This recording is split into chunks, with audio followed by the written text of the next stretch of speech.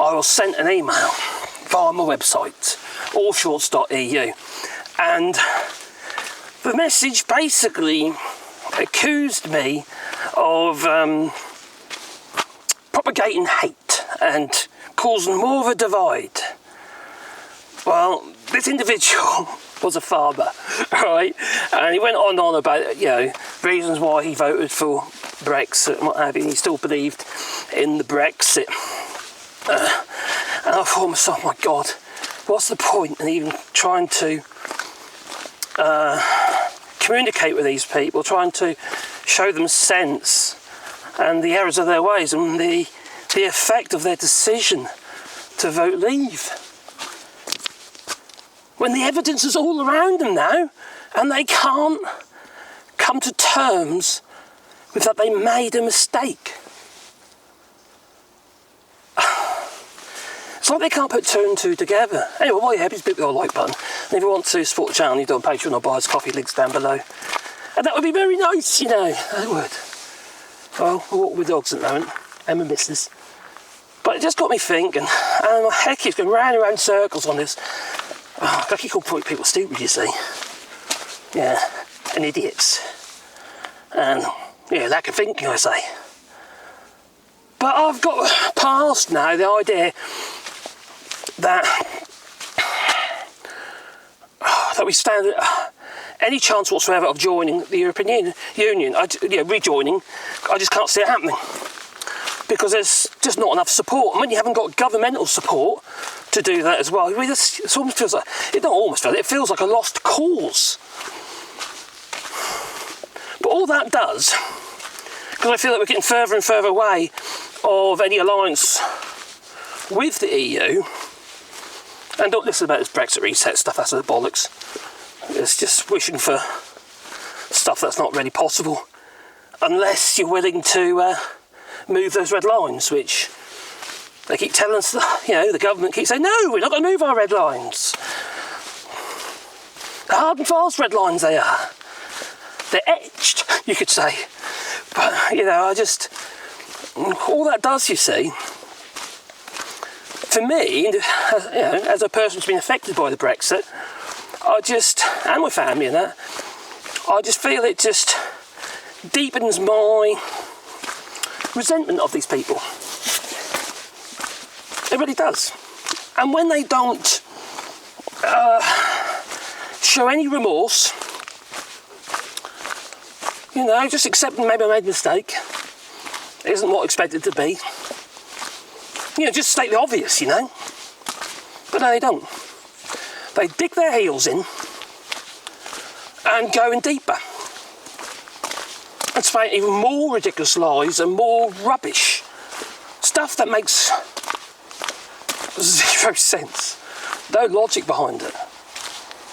Now, we all know, right, whether they want to agree or not, including Liz Webster of Save British Farming, who is a Remainer, but she hates the idea that people in the UK are labelling farmers as leavers. But the fact of the matter is, the majority of farmers in the United Kingdom voted to leave. They made that quite clear. There's either that, maybe there was a silent majority of people who voted to remain but didn't say anything. That is so unlikely, you know. It was such a provocative topic, Brexit. Caused such a divide. And when you go past virtually every single farm and you're seeing these blinking banners stuck on gates and hedgerows and stuck on hay bales and tractors, trailers, and then you've got Nigel Farage and Boris Johnson, all they're touting for that Brexit. It's almost like a foregone conclusion that was a majority of farmers vote for Brexit. And that also applies to the fishermen in the United Kingdom. Now, there was one individual, Ian Perks, who is a fishmonger, wholesaler, and basically the fish came into him and he'd basically sell it. And since Brexit, it's killed his business. It's not completely dead yet, but it's really damaged his business big time. And as such, he's woke up and he says, I made a mistake. If I'd have a chance to vote, I'd vote to stay in the European Union. He feels he was spun a line, and he was a hardcore Brexiter, used as a poster boy for the likes of Nigel Farage. You know, he can do it. You know, he can do the right thing.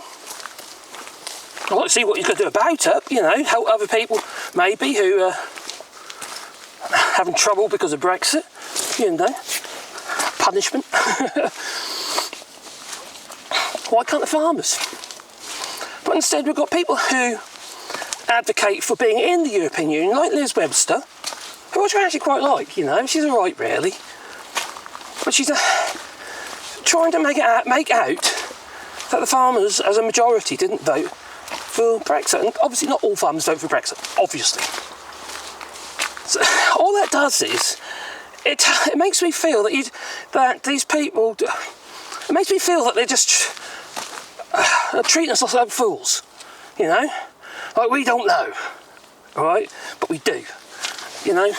We knew what the outcomes of Brexit was going to be. Anyone with half a flipping brain cell, you know, do time out research, you'd know. But no, you believed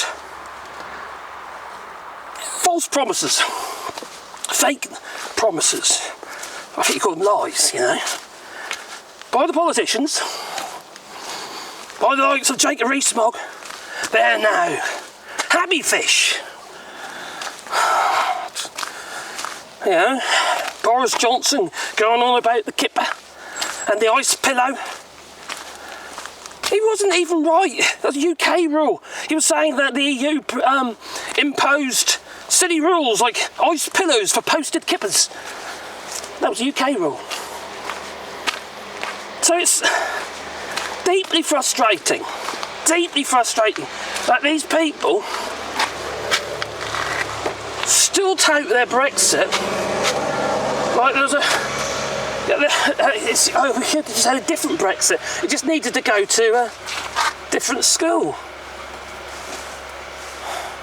Like Anne Widdecombe said, wasn't it? It's not that Brexit is a failure. It's how we've implemented Brexit is a failure, she says. These people are idiots. Nigel Farage is an idiot. He is just like Donald Trump. They're not clever people. They're just people who can perform. And that's what they're doing. They're performing. And it's... God. It's more than just annoying. It's... So for the people out there telling me, oh no, you shouldn't be saying this, don't call them idiots. You will never bring them on side, you call them idiots. That ship has sailed. That ship has sailed, it really is. I'll tell you that, for nothing. It's like, I don't know, Liz Truss, hey, she's fleeted, didn't she? She passed like a ship in the night, she did. She was only in for 46 days. All these people were Brexiters. Well, the fact of the matter is, she wasn't a Brexiter, was she originally? No. During the Brexit campaign, she was the one saying, no, Brexit's a bad idea. Vote come in. Oh dear.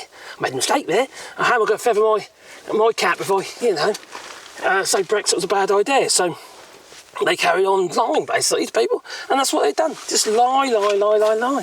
And unless we can accept that Brexit is broken, and it was always going to be broken, we're never going to be able to heal.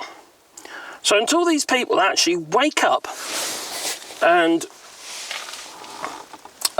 be open about it and speak up about it, the fact they feel that they've been lied to, nothing's going to happen. Because I'm not alone on this. There's lots of people out there who really resent people who voted for Brexit. Because we can still remember all the rhetoric. We can remember their hateful speech.